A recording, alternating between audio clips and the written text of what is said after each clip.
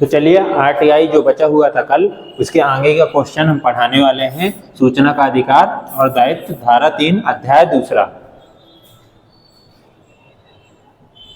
ठीक है, तो धारा 3 में क्या था? सभी नागरिकों को सूचना का अधिकार है। क्या था धारा 3 में? सभी नागरिकों को सूचना का अधिकार है।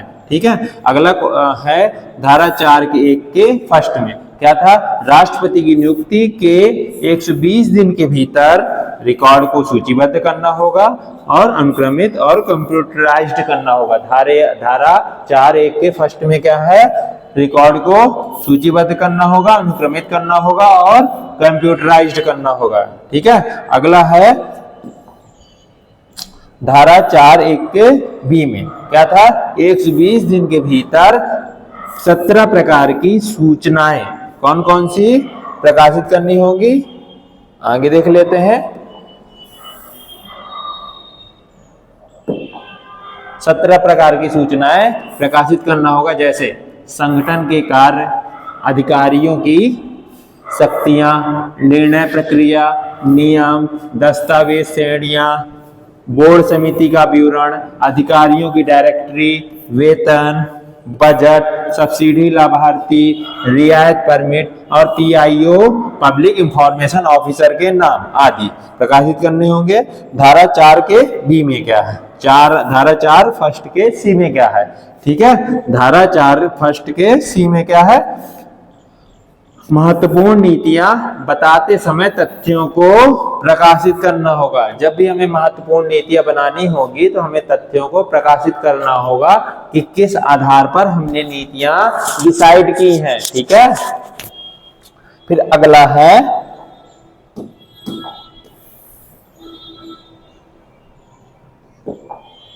है हमारा धारा 4(1) का डी क्या है? प्रशासनिक या न्यायिक निर्णय से प्रभावित शक्तियों को कारण बताना होगा। ठीक है, प्रशासनिक या न्यायिक निर्णय से प्रभावित जो भी लोग व्यक्ति हुए हैं उनको क्या बताना होगा? हमें कारण बताना होगा कि किस आधार पर हमने नीतियां डिसाइड की हैं जिससे लोग प्रभावित हुए हैं। धारा 4 का 2। ठीक है, धारा 4 के 2 में क्या है? इंटरनेट के माध्यम से स्वतः सूचना उपलब्ध कराना। क्या होगा? इंटरनेट के माध्यम से लोक प्राधिकरण को स्वतः ही जानकारी उपलब्ध कराना होगा। धारा 4 का 3 क्या है? सूचना विस्तृत प्रसार करना। क्या है? सूचना का विस्तृत प्रसार करना। ठीक है,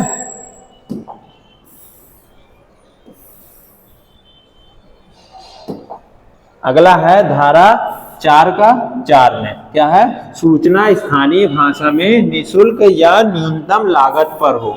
क्या हो? सूचना स्थानीय भाषा में हो जिससे लोगों को समझ में आए। ठीक है, उसके साथ साथ में निःशुल्क हो। ठीक है, यह ऐसा ना हो कि बहुत सारा पैसा लगे सूचना को प्राप्त करने में। उसके साथ साथ में न्यूनतम लागत पर हो। अगर हमें सूचना हम लोक प्राधिकरण से प्राप्त भी करते हैं उसका लागत क्या हो? मिनिमम से मिनिमम जो भी हमें फोटोकॉपी का चार्ज और जो लगे सिर्फ उतना ही चार्ज हो, एक्स्ट्रा चार्ज हमें ना देना पड़ेगी। लोक प्राधिकरण मांग रहा है कि आप हमें सूचना का 4000 रुपए दीजिए, 5000 रुपए दीजिए, ऐसा नहीं होगा। ये तो निःशुल्क होगी या मिनिमम से मिनिमम लागत पर होगी। फिर धारा 5 का 1 में क्या है? 100 दिन के भीतर प्रत्येक कार्यालय में केंद्रीय यानी केंद्र से राज्य लोक सूचना अधिकारी यानी CPIO और SPIO की नियुक्ति करनी होगी। क्या है? 100 दिन के भीतर प्रत्येक कार्यालय में हमें केंद्रीय या राज्य के, केंद्र के भी जो सूचना आयोग होंगे और राज्य सूचना अधिकारी भी होंगे यानी सेंट्रल पब्लिक इंफॉर्मेशन ऑफिसर। ठीक है, और इसका क्या होगा? State public information officer. ठीक है, और धारा 5 का 2 धारा 5 के 2 में क्या है? उप जिला स्तर पर सहायक लोक सूचना अधिकारी की नियुक्ति। ठीक है, किस पर? उप जिला स्तर पर सहायक लोक सूचना अधिकारी। धारा 5 के 1 में क्या है, 100 दिन के भीतर सेंट्रल पर और स्टेट पर दोनों पर लोक सूचना अधिकारी की नियुक्ति करनी होगी। और अगला क्या है, धारा 5 के 2 में क्या है, उप जिला स्तर पर, ठीक है, उप जिला स्तर पर सहायक लोक सूचना अधिकारी, ठीक है। इस पे क्या होंगे, केंद्रीय लोक सूचना अधिकारी, और जो जिला स्तर पर होगा उप जिला स्तर पर उस पर सहायक लोक सूचना अधिकारी, ठीक है। और सेंट्रल पर सहायक लोक सूचना अधिकारी और स्टेट स्तर पर SAPIO यानी central assistant public information officer, state assistant public information officer, ठीक है, की नियुक्ति के CAPIO के पास आवेदन जमा करने की समय सीमा 5 दिन जुड़ेंगे, ठीक है। क्या जुड़ेंगे, 5 दिन जुड़ेंगे। क्या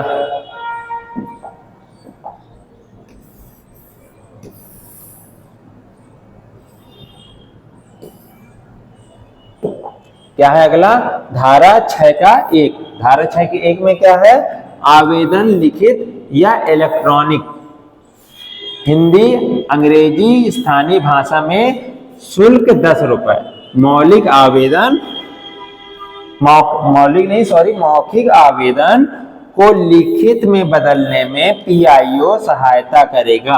क्या है, आवेदन लिखित या इलेक्ट्रॉनिक, हिंदी अंग्रेजी स्थानीय भाषा में पैसा कितना रुपए लगेगा, सिर्फ 10 रुपए, मात्र 10 रुपए में मौखिक आवेदन को लिखित में बदलने में पब्लिक इंफॉर्मेशन ऑफिसर हमें मदद करेगा, ठीक है। धारा 6 का 2, इसमें क्या है, सूचना मांगने का कारण बताने की आवश्यकता नहीं है, ठीक है। अगर हमें किसी भी लोक प्राधिकरण से सूचना मांग रहे हैं तो हमें कारण बताने की आवश्यकता नहीं है कि हमें सूचना ये किस लिए चाहिए, तो ठीक है। धारा 6 के 2 में क्या है, सूचना मांगने का कारण बताने की आवश्यकता नहीं है आपको। धारा 6 का 3, धारा 6 के 3 में क्या है, गलत विभाग में आवेदन जाने पर उसे सही विभाग को 5 दिन के भीतर ट्रांसफर करना होगा। 6 के 3 में क्या है, जैसे आप गलती से गलत विभाग में वो सूचना मांग लेते हैं, ठीक है, तो आपको क्या होगा कि उनका कर्तव्य बनता है, क्या कर्तव्य बनता है कि गलत विभाग में आवेदन यदि आप कर देते हैं तो उनका कर्तव्य बनता है कि विभाग को 5 दिन के भीतर सही विभाग में ट्रांसफर करे, ठीक है। 5 दिन के भीतर उस विभाग में जिस विभाग से आपको जानकारी चाहिए उस विभाग को ट्रांसफर कर दे, ठीक है।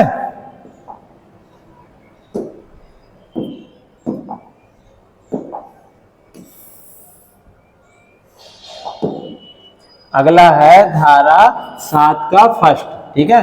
धारा 7 में क्या है, सामान्य सूचना 30 दिन में जीवन स्वतंत्रता से जुड़ी सूचना 48 घंटे में समय पर न देना अस्वीकृति माना जाएगा, ठीक है। क्या है, सामान्य अगर कोई सूचना होगी तो उसे हम 30 दिन के भीतर, कितने दिन के भीतर, 30 दिन के भीतर, एग्जाम में क्वेश्चन आता है, यदि आपने लोक प्राधिकरण से सूचना मांगी है, वह सूचना सामान्य सूचना के अंतर्गत है, तो वह लोक प्राधिकरण कितने दिन के अंदर अंदर प्रोवाइड कराएगा, ये प्रोवाइड कराएगा 30 दिन के भीतर, ठीक है।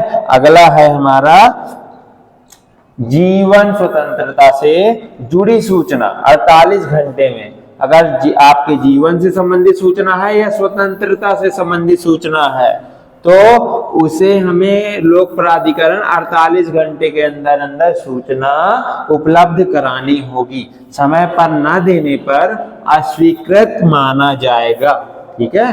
क्या माना जाएगा, सूचना को अस्वीकृत माना जाएगा, ठीक है। तो ये समय पर सूचना देना लोक प्राधिकरण की जिम्मेदारी बन जाती है।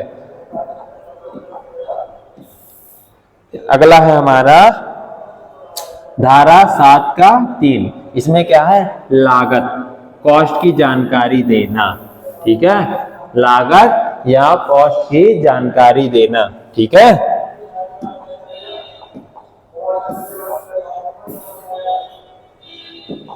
अगला है हमारा धारा 7 के 8 में। ठीक है, क्या है, अस्वीकृत करने पर, जैसे वो अस्वीकृत माना जाएगा, अस्वीकृत करने पर कारण, अपील की समय सीमा और अपीलीय अधिकारी का विवरण देना होगा।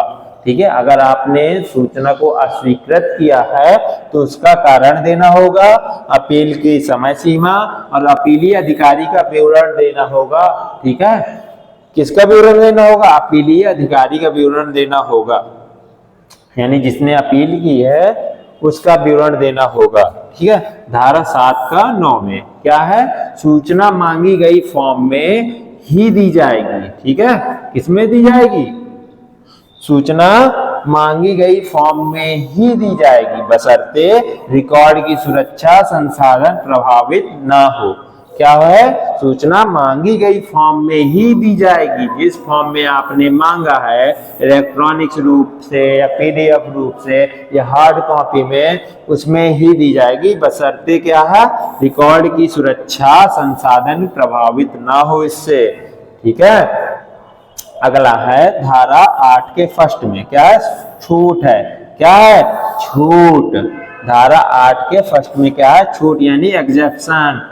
भारत की संप्रभुता, अखंडता, सुरक्षा, रणनीतिक हित, विदेशी संबंध, ठीक है, अपराध को उकसावा, न्यायालय की अवमानना, ठीक है, संसद विधानमंडल का विशेषाधिकार, व्यापारिक गोपनीयता। ठीक है, आगे भी है, यानी धारा 8 में क्या है,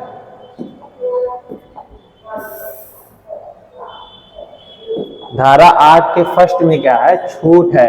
किन किन जगहों पर लोक प्राधिकरण आपको सूचना देने से मना कर सकते हैं, तो कुछ ऐसी भी चीजें हैं जिन पर लोक प्राधिकरण आपको बाध्य नहीं होता है आपको सूचना देने के लिए। वो कौन कौन सी चीजें हैं,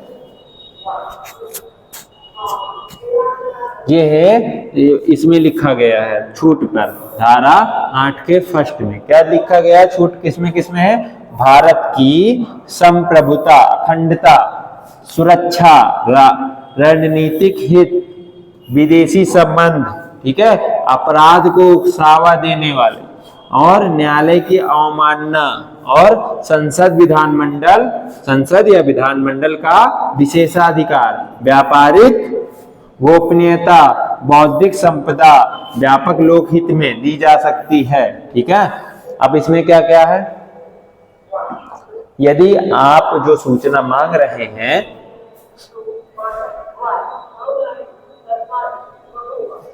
यदि आप कोई सूचना मांग रहे हैं, ठीक है, यदि आप कोई सूचना मांग रहे हैं, वो भारत की संप्रभुता और अखंडता को या सुरक्षा को क्या करती है, खतरे में डालती है, तो लोक प्राधिकरण आपको सूचना देने से मना कर सकता है। अगला, रणनीतिक हित, भारत के रणनीतिक हित आपकी सूचना से प्रभावित ना हो, अगर होते हैं तो आपको सूचना देने से लोक प्राधिकरण मना कर सकता है। विदेशी संबंध प्रभावित ना हो, आपकी जो सूचना है उससे विदेशी संबंध हमारे प्रभावित अगर होते हैं तो लोक प्राधिकरण सूचना नहीं दे सकता। अपराध को उकसावा, यदि कोई सूचना से या कोई सूचना अगर अपराध को उकसावा देती है तो उस स्थिति में लोक प्राधिकरण क्या कर सकता है, मना कर सकता है। न्यायालय की अवमानना हो, यदि वह सूचना न्यायालय की अवमानना को दर्शाती है तो क्या होगा, सूचना लोक प्राधिकरण नहीं दे सकता, या कोर्ट ने बोला हो इस सूचना को गोपनीय रखा जाए, ठीक है, उस सूचना को क्या किया जाएगा, आपको नहीं दे सकता।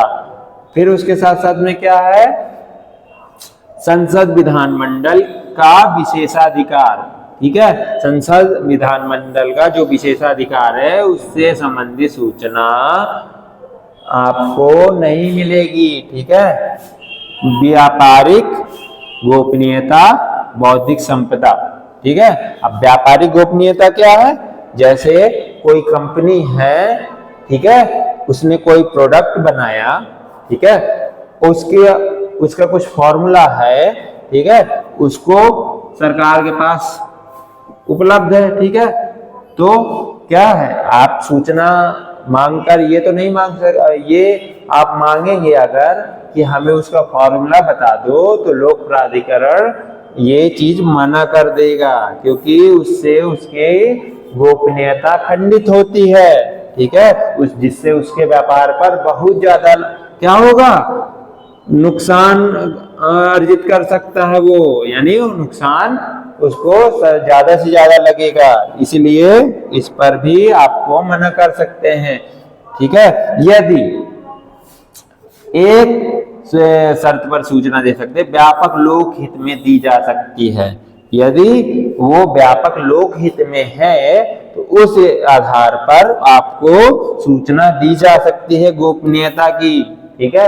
जैसे अभी मैगी वाले केस पे हुआ था, जैसे जिस टाइम पे कह रहे थे कि लेड पड़ता है, दुनिया की चीजें जो बताई गई थी, तो ये किस व्यापक लोक हित पर था, तभी दी जा सकती थी। ठीक है।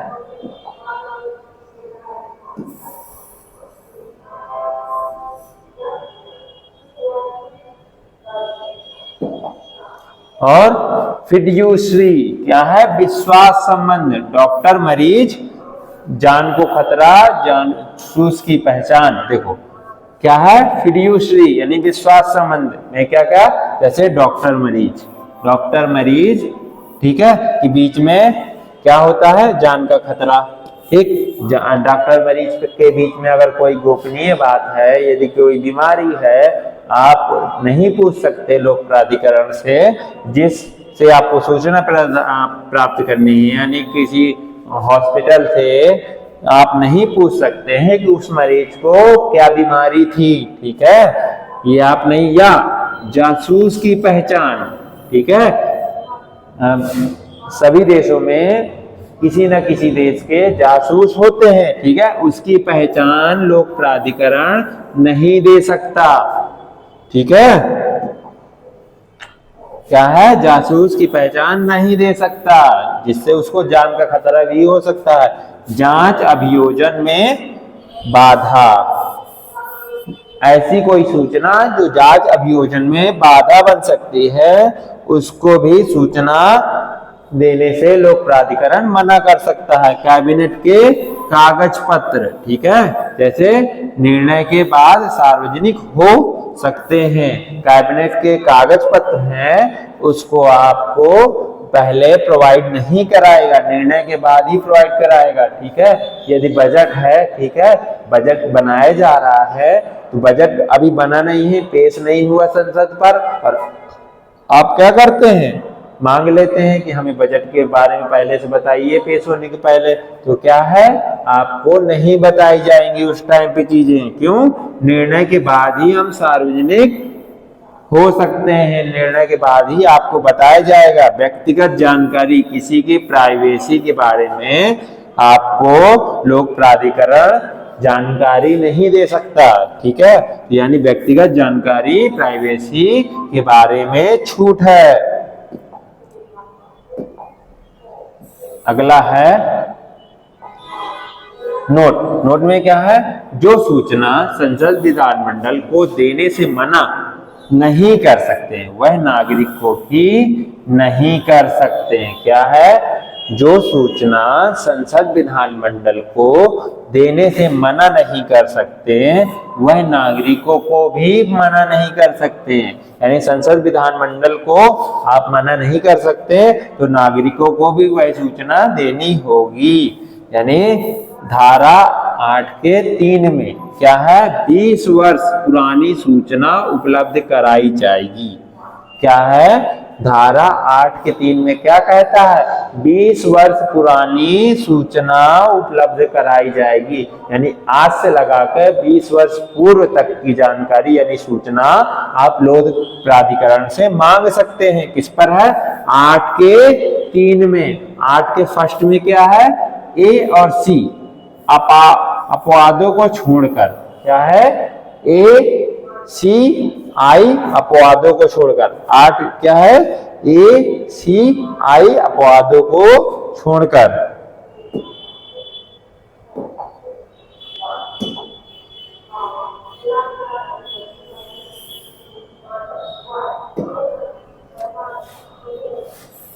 धारा 9, ठीक है, धारा 9 क्या कहता है, कॉपीराइट उल्लंघन के आधार पर अस्वीकृति, ठीक है, कॉपीराइट उल्लंघन के आधार पर आपको सूचना क्या है, अस्वीकृति कर दी जाएगी, क्या है, अस्वीकृति।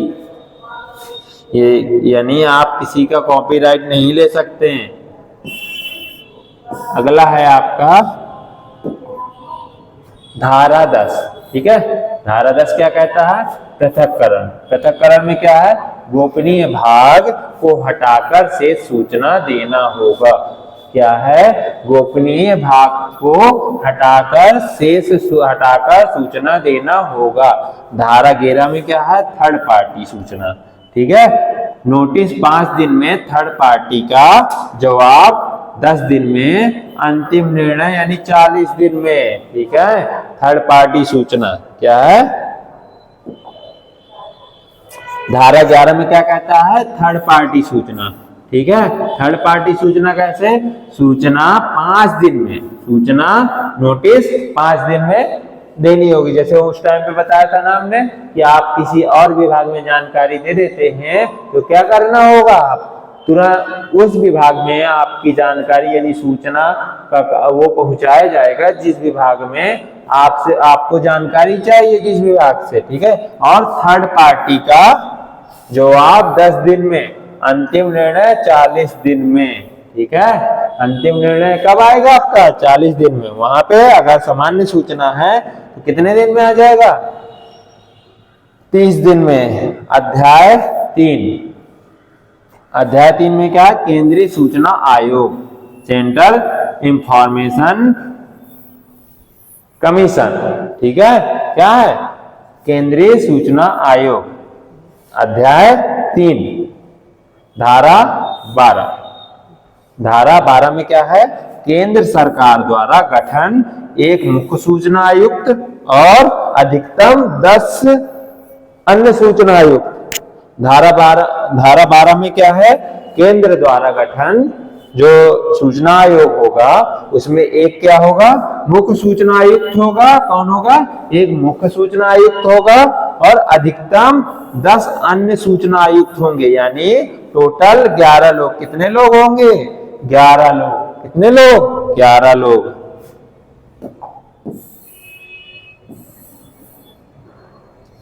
अगला है हमारा नियुक्ति, ठीक है। नियुक्ति किसके द्वारा की जाएगी, राष्ट्रपति द्वारा एक समिति की सिफारिश पर नियुक्ति की जाएगी, ठीक है। किसमें नियुक्ति की जाएगी, एक समिति द्वारा राष्ट्रपति की सिफारिश पर, ठीक है। किसकी सिफारिश पर, राष्ट्रपति की सिफारिश पर। समिति में क्या है, प्रधानमंत्री अध्यक्ष होंगे उस समिति के, लोकसभा के विपक्ष का नेता भी होगा, ठीक है। पीएम द्वारा नामित एक कैबिनेट मंत्री। कौन कौन होंगे उस समिति पर, एक पहले होंगे प्रधानमंत्री उस समिति के जो कि अध्यक्ष होंगे, दूसरा है लोकसभा में विपक्ष का नेता और अगले हैं पीएम द्वारा नामित एक कैबिनेट मंत्री, ठीक है। और सूचना आयुक्त की योग्यता क्या होगी, विधि, विज्ञान, समाज सेवा, प्रबंधन, पत्रकारिता, प्रशासन का ज्ञान, संसद विधायक नहीं होने चाहिए, लाभ का पद नहीं, कोई व्यापार नहीं होना चाहिए। क्या होना चाहिए, देखो सबसे पहले क्या है, योग्यता क्या कहते किस में होगी योग्यता, ठीक है। विधि में हो, विज्ञान का जहाँ वो हो, समाज सेवा से जुड़ा हुआ हो, प्रबंधन से, पत्रकारिता से और प्रशासन का ज्ञान हो। किसका ज्ञान हो, प्रशासन का ज्ञान हो। क्या ना हो, संसद सांसद या विधायक नहीं होना चाहिए और लाभ के पद पर नहीं होना चाहिए, कोई व्यापार नहीं होना चाहिए।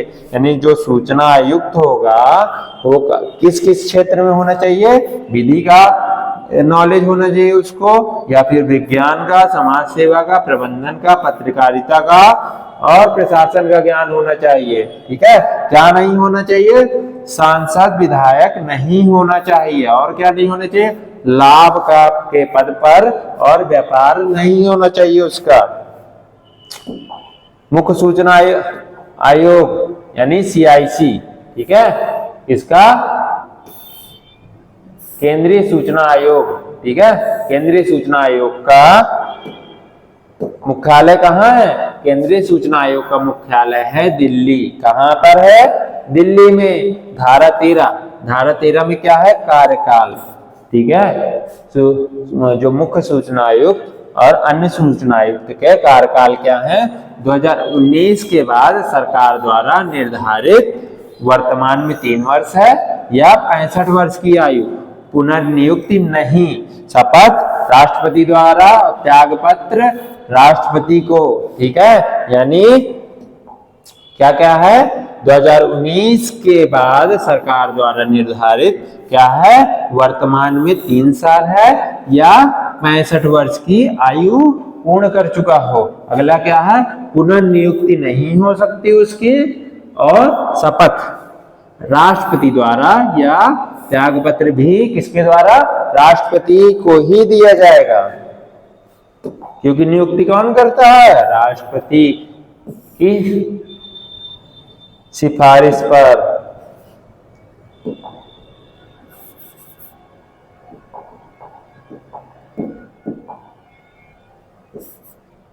अगला है धारा 14, क्या है, धारा 14, साबित कदाचार सुप्रीम कोर्ट की जांच के बाद,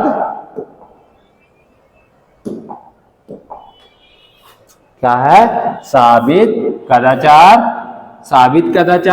पर सुप्रीम कोर्ट की जांच के बाद राष्ट्रपति द्वारा बिना जांच के भी हटा सकते हैं, यदि दिवालिया, नैतिक अधमता, अन्य नौकरी करने पर, मानसिक शारीरिक अक्षमता या वित्तीय लाभ अर्जित करने पर, क्या है, उसको यानी सूचना आयुक्त को पद से कैसे हटाया जा सकता है, साबित कदाचार होने पर, सुप्रीम कोर्ट की जांच के बाद, ठीक है, किसके जांच के बाद, सुप्रीम कोर्ट की जांच के बाद, राष्ट्रपति के द्वारा।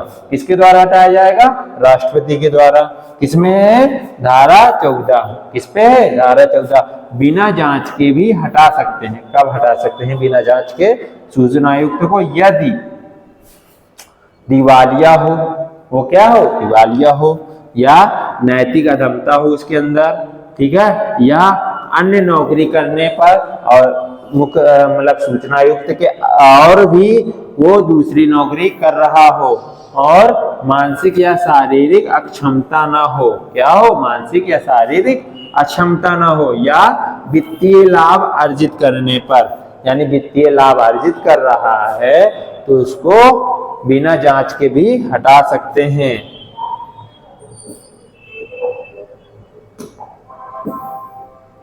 अगला है अध्याय 4, क्या है, अध्याय 4, सूचना, राज्य सूचना आयोग। उसमें क्या था,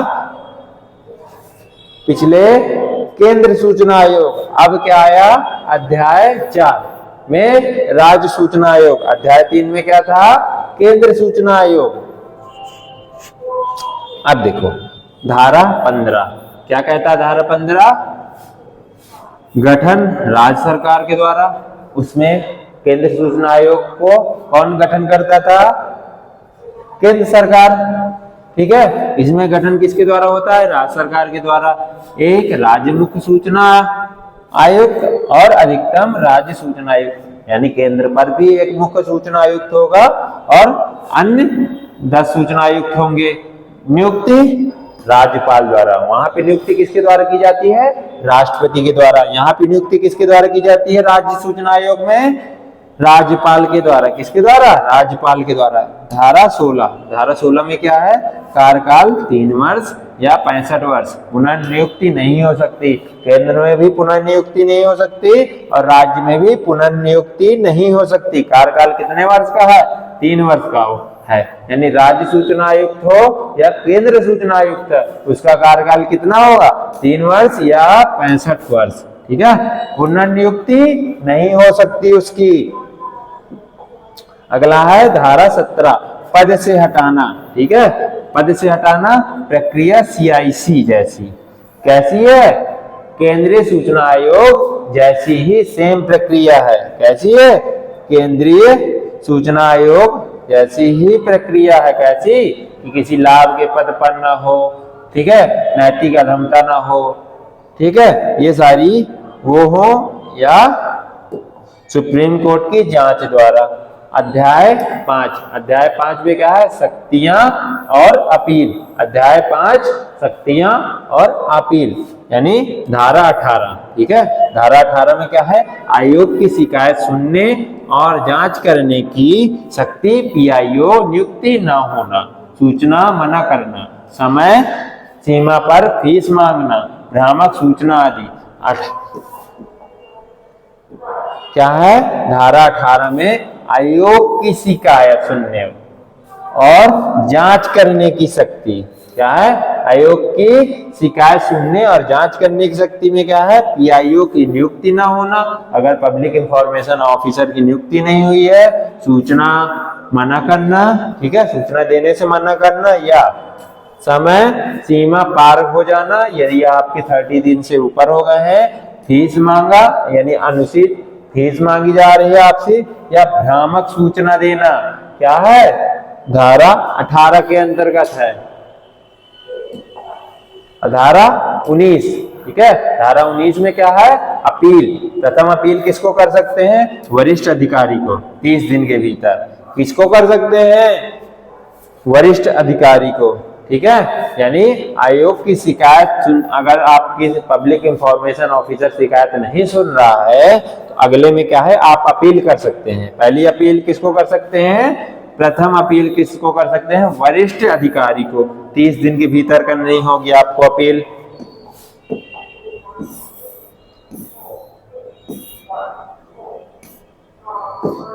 यदि वरिष्ठ पहली अपील भी आपकी अनसुनी कर दी जाती है तो द्वितीय अपील किसको की जाती है? CIC या SCIC को 90 दिन के भीतर। किसके?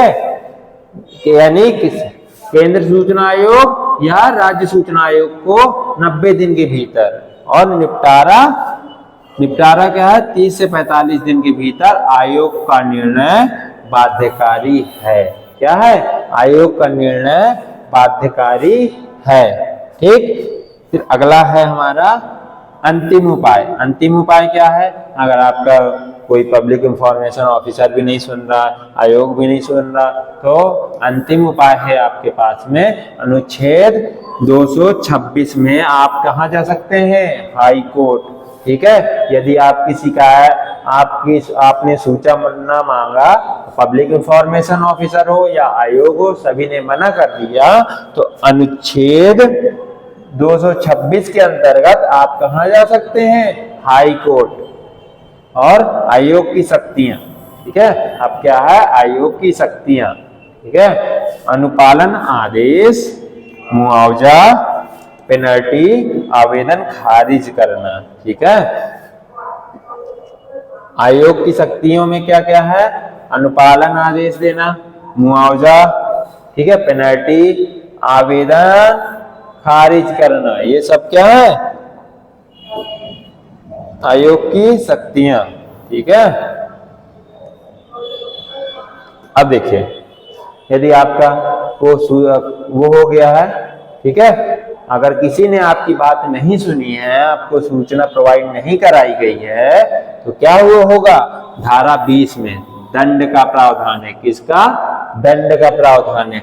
जानबूझकर सूचना न देने पर या देरी करने पर, भ्रामक सूचना या बाधा डालने पर 250 रुपए प्रतिदिन, अधिकतम 25,000, अनुशासनात्मक कार्यवाही की सिफारिश भी हो सकती है। ठीक है, क्या यदि राज्य सूचना आयोग या केंद्र सूचना आयोग का यानी राज्य सूचना आयुक्त और केंद्र सूचना आयुक्त में कोई भी आपको जानकारी नहीं देता है या भ्रामक सूचना देता है, बाधा और जानबूझकर सूचना नहीं देता या देरी करता है, तो 250 रुपए प्रतिदिन के हिसाब से अधिकतम 25,000 रुपए अनुशासनात्मक कार्यवाही की सिफारिश भी की जा सकती है उसके खिलाफ। ठीक है, रिकॉर्ड नष्ट करने पर। अगला है रिकॉर्ड नष्ट करने पर लोक अभिलेख अधिनियम।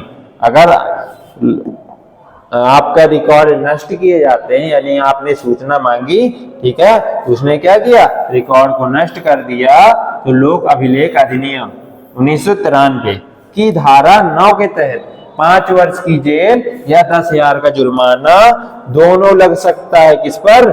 सूचना आयुक्त पर। क्या क्या हो सकता है? रिकॉर्ड यदि वो नष्ट करता है तो लोक अभिलेख अधिनियम 1993 के अंतर्गत धारा 9 के तहत 5 वर्ष की जेल, 10,000 का जुर्माना या दोनों भी उसको लग सकते हैं। फिर अगला है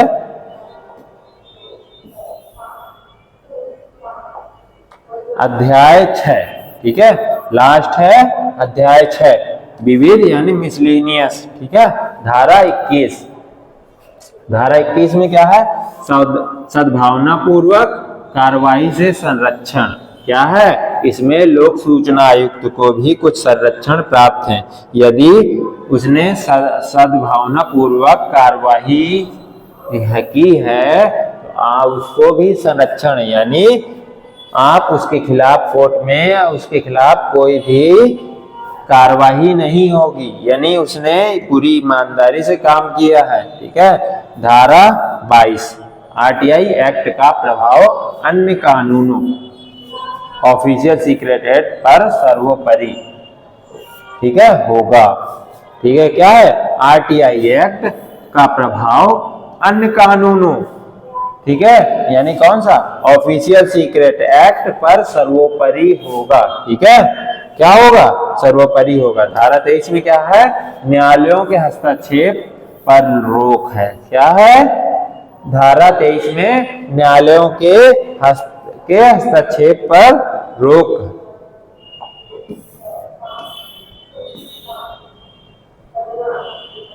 कितना बचा हुआ आपका?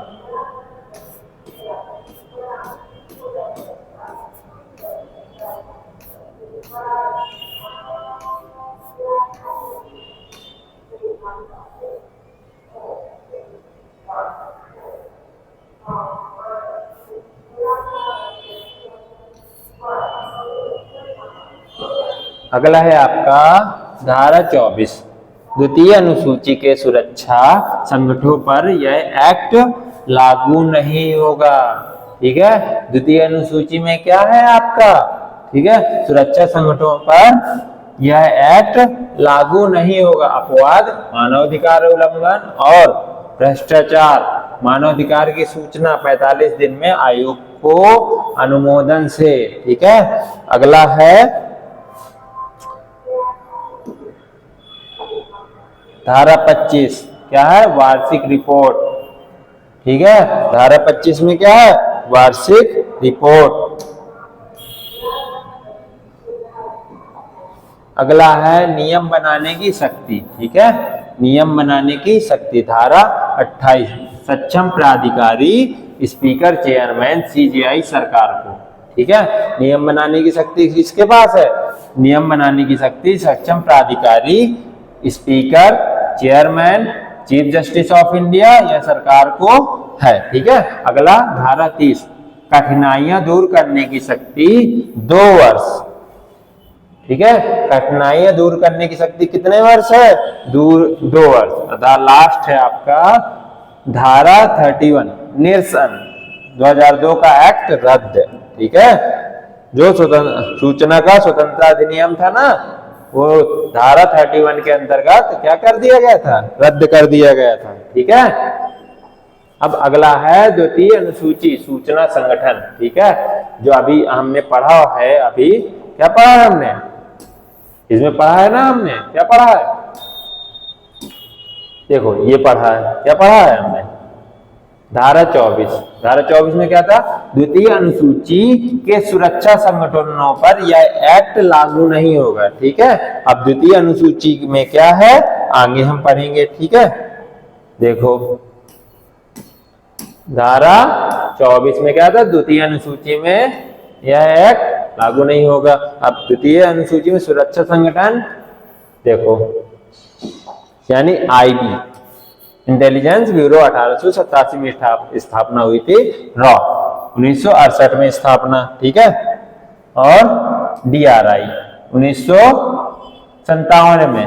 ठीक है, केंद्रीय आर्थिक सूचना ब्यूरो ईडी, ठीक है, एनसीबी, एसएसएफ, एसएफएफ 1962 में स्थापना, BSF, CRPF, ITBP, CISF, NSG, Assam rifles, SSB, DG income tax investigation, NTRO 2009, ठीक है, एफआईयू, ठीक है, एसपीजी, और क्या है डीआरडीओ, बीआरओ, एनएससीएस। ठीक है, इन पर क्या है, आप क्या है छूट इनको प्राप्त है, किससे, सूचना देने से, क्योंकि देश के सीक्रेट इन्हीं के हाथों पर होता है, तो ये सूचना इनको छूट है। ठीक है, अगला है हमारा एसपीजी, पीएम की सुरक्षा, इनकी सुरक्षा यात्रा को किताब ब्लू बुक कहते हैं। क्या कहते हैं, एसपीजी, एसपीजी पीएम की सुरक्षा।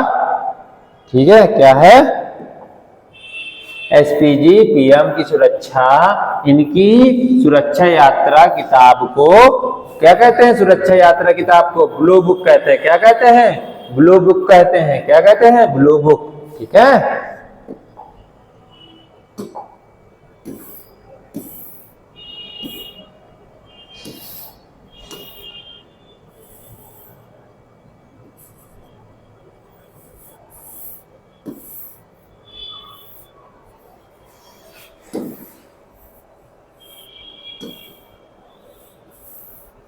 भाग 2। ठीक है, भाग 2 में क्या है, राष्ट्रीय सुरक्षा परिषद, नेशनल सिक्योरिटी काउंसिल, एनएससी। ठीक है, अब इसमें क्या है, यह गठन कब हुआ था, 1999, वाजपेयी सरकार। ठीक है, अध्यक्ष कौन होते हैं इसके, प्रधानमंत्री। ठीक है, सदस्य वित्त मंत्री, रक्षा मंत्री, गृह मंत्री, विदेश मंत्री, किसके,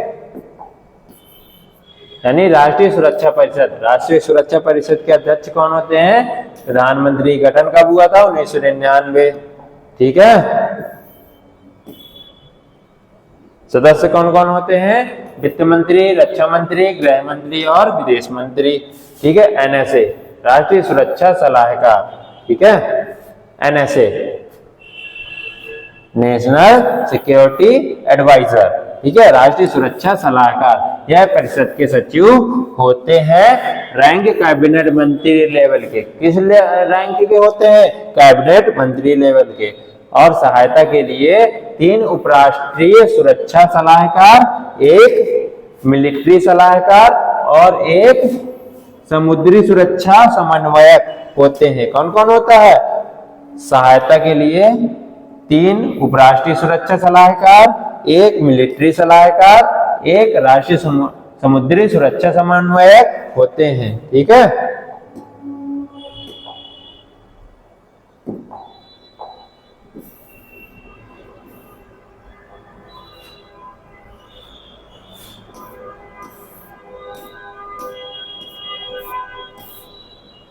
अब देखिए कुछ क्वेश्चन है जो हमने पढ़ा हुआ है आरटीआई से रिलेटेड, उन क्वेश्चनों को कर लेते हैं और आरटीआई को आज से समाप्त करते हैं। ठीक है, अधिनियम 2005 के अनुसार जीवन और स्वतंत्रता से संबंधित सूचना समय सीमा क्या है, हमने पढ़ा था ना, अगर जीवन और स्वतंत्रता से संबंधित सूचना है तो उसकी समय सीमा कितने दिन के अंदर अंदर प्रोवाइड करानी होगी आपको, 48 घंटे के अंदर अंदर। अगर वो सामान्य सूचना है, सामान्य सूचना, ठीक है, क्या है, सामान्य सूचना है तो 30 दिन के भीतर। क्या है? 30 दिन के भीतर। यदि जीवन और स्वतंत्रता से संबंधित सूचना है तो आपको कितने दिन के भीतर? 48 दिन के भीतर। अब देखो अगला है क्वेश्चन, केंद्रीय मुख्य सूचना आयुक्त की नियुक्ति समिति में शामिल नहीं है। कौन कौन शामिल नहीं है? कौन शामिल नहीं है? केंद्रीय मुख्य सूचना आयुक्त की नियुक्ति समिति में कौन कौन शामिल नहीं है? देखो 3 लोग शामिल थे। कौन कौन शामिल थे? ठीक है, याद है आपको?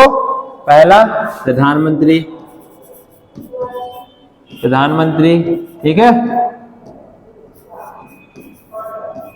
ठीक है। दूसरे कौन थे? विपक्ष के नेता। कौन थे? विपक्ष के नेता, ठीक है। और कौन थे बताओ? चीफ जस्टिस ऑफ इंडिया, ठीक है। कौन कौन थे? चीफ जस्टिस ऑफ इंडिया, ये थे? गलत। कौन थे? प्रधानमंत्री द्वारा नामित कैबिनेट मंत्री, यानी ये थे। और कौन था? लोकसभा के विपक्ष नेता थे और प्रधानमंत्री थे। कौन नहीं था? भारत का मुख्य सूचना न्यायाधीश नहीं थे शामिल, ठीक है।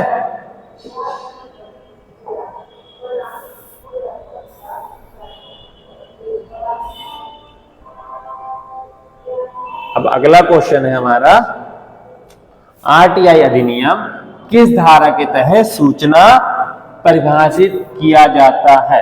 यानी आरटीआई अधिनियम के किस धारा के तहत सूचना को परिभाषित किया जाता है? किस धारा के अंतर्गत? हमने पढ़ा था ना, सूचना की परिभाषा किस अंतर्गत है? 2F, यानी फॉर योर इंफॉर्मेशन 2F, ठीक है। किसके अंतर्गत है? 2F। सूचना की परिभाषा किसके अंतर्गत? 2F के अंतर्गत। फिर अगला है, यदि पीआईओ बिना किसी कारण के सूचना देने से मना करता है तो उस पर कितना अर्थदंड लगाया जा सकता है? यानी पब्लिक इंफॉर्मेशन ऑफिसर यदि सूचना देने से मना करता है तो उस पर कितना दंड लगाया जा सकता है? प्रतिदिन 250 रुपए और अधिकतम 25,000 रुपए। कितना हो सकता है? प्रतिदिन 250 रुपए या अधिकतम 25,000 रुपए।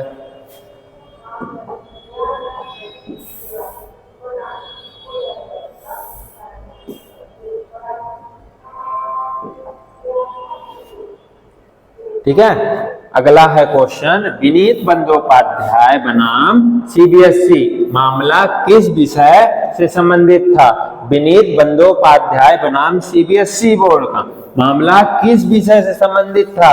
ईवीएम से था, या उत्तर पुस्तिका और मार्कशीट के प्रकटीकरण से था, फाइल नोटिस से था, या राजनीतिक दलों का चंदा देने से था?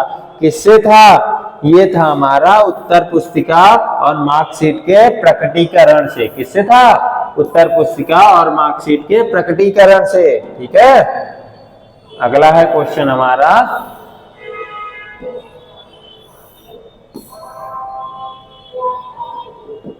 अगला क्वेश्चन है, किस धारा के तहत सुरक्षा और खुफिया एजेंसियों द्वितीय अनुसूची को आरटीआई से बाहर रखा गया है? किस धारा के अंतर्गत क्या कहा गया है कि आरटीआई को इसके दायरे से बाहर रखा गया है? किस के अंतर्गत? धारा 24। किसके अंतर्गत? धारा 24 के अंतर्गत। पढ़ा है ना द्वितीय अनुसूची? द्वितीय अनुसूची, ठीक है। 8वीं अनुसूची में छूट तो प्राप्त है, ठीक है, लेकिन उसके साथ साथ में क्या जुड़ गया? इसमें जुड़ गया आपका द्वितीय अनुसूची, ठीक है। जब द्वितीय अनुसूची जुड़ जाता है तो धारा 24 हो जाती है, ठीक। चलिए आगे, अगला क्वेश्चन है, यदि कोई अधिकारी रिकॉर्ड को नष्ट करता है तो अभिलेख अधिनियम 1993 के तहत क्या सजा है? ठीक है। यदि कोई अधिकारी रिकॉर्ड को नष्ट करता है तो अभिलेख अधिनियम 1993 के तहत उसको क्या सजा मिलेगी? 3 वर्ष की जेल होगी या 5 वर्ष की जेल होगी या केवल निलंबन किया जाएगा या 2 वर्ष की सजा होगी? उसको अधिकतम 5 वर्ष की जेल और 10,000 का जुर्माना या दोनों भी लग सकता है। ठीक है,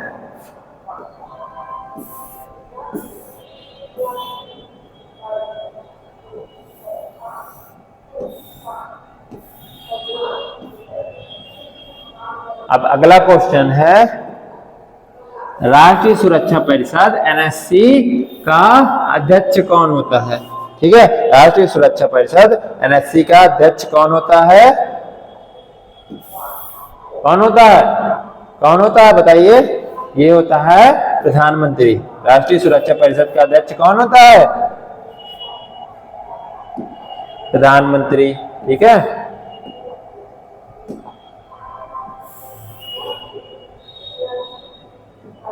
अगला क्वेश्चन है, प्रधानमंत्री की सुरक्षा से संबंधित यात्रा विवरण की किताब को क्या कहा जाता है? प्रधानमंत्री की सुरक्षा से संबंधित यात्रा विवरण की किताब को क्या कहा जाता है? रेड बुक कहा जाता है, ब्लू बुक कहा जाता है या ग्रीन बुक कहा जाता है, व्हाइट पेपर कहा जाता है? क्या कहा जाता है? Blue book. ठीक है, जिसमें प्रधानमंत्री की सुरक्षा से संबंधित क्या है? किताब की जानकारी। ठीक है, अगला क्वेश्चन है, अगला क्वेश्चन क्या है? आरटीआई अधिनियम की धारा 4(1)(b) के तहत लोक प्राधिकरण को कितने दिनों के भीतर 17 प्रकार की सूचना प्रकाशित करनी होगी? ठीक है, क्या है?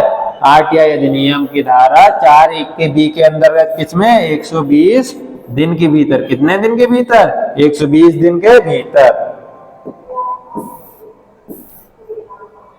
क्या है ऑप्शन? 120 दिन।